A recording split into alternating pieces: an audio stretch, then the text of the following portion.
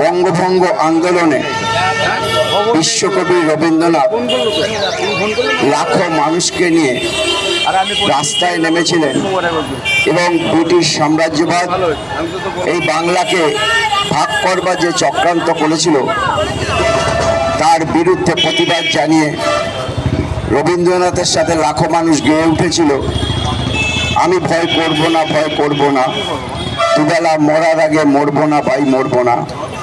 কিংবা বাংলার মাটি, বাংলার জল, বাংলার বায়ু, বাংলার ফল, পূর্ণ হোক, পূর্ণ হোক, পূর্ণ হোক হে ভগবান।